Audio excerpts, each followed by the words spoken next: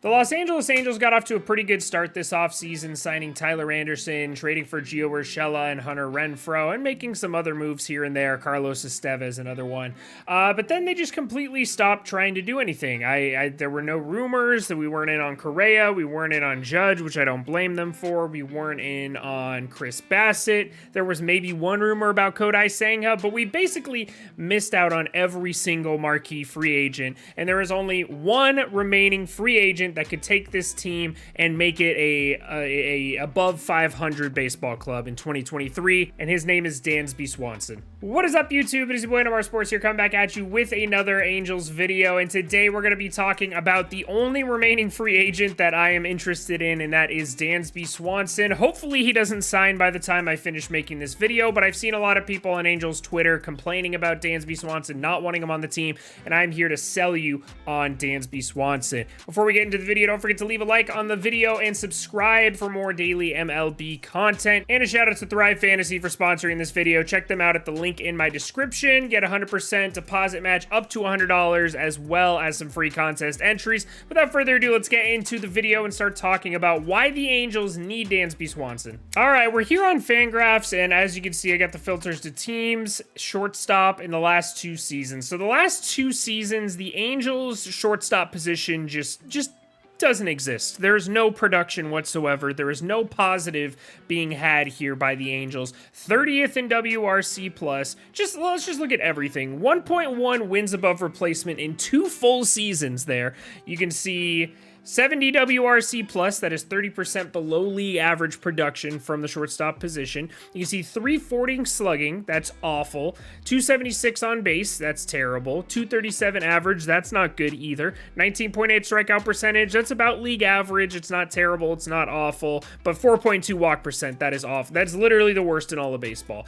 The Angels' offense from the shortstop position has just been the worst thing I've ever seen in my life. It is atrocious. It is putrid. It is disgusting. It doesn't matter who plays shortstop for this team. They are just terrible. Andrew Velasquez, terrible. I'm sorry, Barrels. You know I love you. David Fletcher, terrible offensive production. Even when Luis Rengifo is playing shortstop, he has worse offensive numbers than when he's playing second base or third base. There is just no production coming from the shortstop position, and last year we had one of the best free agent classes ever. Corey Seager was a great option. Correa was a great option. Marcus Semien would have been a solid option. Basically anything but what we've tried to do. Tyler Wade was playing shortstop for us last year, for crying out loud. So these are the shortstops that have qualified and had at least 100 at-bats for the Angels in the last 2 seasons. You can see Jose Iglesias has played the bulk of it, 114 games. Actually, Andrew Velasquez has. That's embarrassing. 114 games from Jose Iglesias, 81 WRC plus, 259, 295, 375. So he was about 20% worse than a league average shortstop. Andrew Velasquez, we can see, was about half of a league average shortstop offensively. Couldn't even bat 200. I'm not a big batting average fan, so that's fine. 236 is atrocious, and then 304 slugging is atrocious as well. But at least each of them had a positive wins above replacement. We all know about Tyler Wade. 67 games last year, 55 WRC plus, somehow was better than Andrew Velasquez, and then a negative 0.6 wins above replacement. He also hit 1 home run off of Alek Manoah, a top 3 Cy Young candidate, which was kind of weird. But anyways, basically what I'm getting at is the Angels have such a massive hole at shortstop, and they just refuse to address it. All they like to do is pick up random guys. They ask a guy walking down the street. I actually got a call from Perry Manassian yesterday asking me if I could play shortstop for them.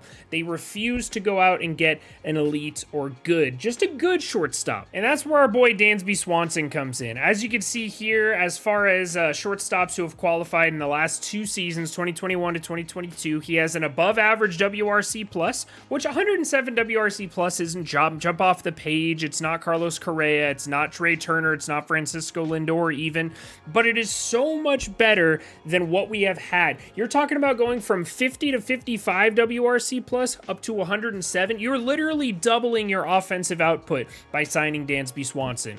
I'm not saying Dansby Swanson is the best shortstop in Major League Baseball, but look at these numbers here. You can see 107 WRC plus, 9.7 wins above replacement in the last 2 seasons. He's averaging close to 5 wins above replacement a year.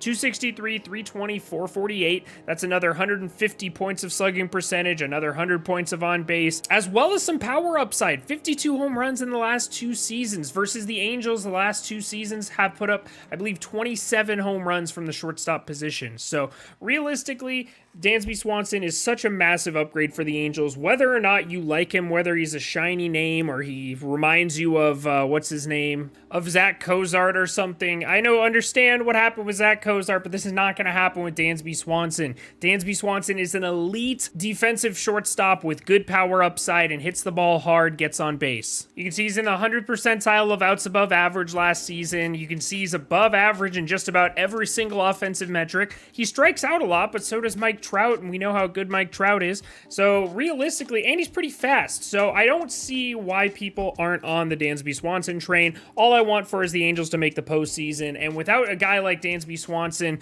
the Angels are just going to have the same record as they did last year, win 70 to 80 games, and then miss the playoffs once again, and I'm absolutely sick and tired of it. And also Shohei Ohtani's going to walk after that. So we just realistically, Dansby Swanson's our only hope. I hate to break it to you, Angels fans, but Dansby Swanson is our only hope. You can see last season the Angels finished 73 and 89 with a negative 45 run differential. They ended the season 13 games back of the wild card and 33 games back of the division. The division is just so far gone. The Astros are so much better than us and Seattle. But realistically, 13 games to make up would have been fine if we went out and got a guy like Senga or Chris Bassett or anything. We did sign Tyler Anderson. Let's say that gives us 3 or 4 wins, hopefully, fingers crossed. And then Gio Urshela and Hunter Renfroe, that's maybe 2 wins, 3 wins right there with who they were replacing.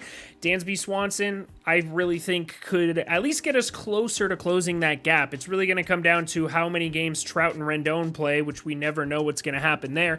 But still, it just gives us such a deep lineup versus what our current lineup is looking like. The last thing I will is just go through our lineup and how much better it would look. You see Luis Renjifo's fine, Trout's good, Shohei Ohtani's good, Taylor Ward's good, Rendon is good when healthy, Renfro's solid, and then Walsh and Urshela pretty solid, and Logan O'Hoppe. But imagine just adding in Dansby Swanson here. Imagine Renjifo, Trout, Ohtani, Ward, Rendon, Swanson, Renfroe, or Renfroe, Swanson, Rendon. There's so many good options if you add Dansby Swanson to this lineup. Our defense improves, especially with Tyler Anderson, who is a pitch-to-contact guy. He doesn't get a whole lot of strikeouts. Same thing with Jose Suarez. That helps him a lot. Even Reed Detmers, I know, is a strikeout guy in the minor leagues and has improved his strikeout numbers, but he's still been getting a lot of ground balls and contact. Same thing with Patrick Sandoval. We know our pitchers throw good changeups, so that helps the infield defense. And then, of course, his bat in the lineup would just be exponentially better than the guys we had last season, Andrew Velasquez, David Fletcher, etc.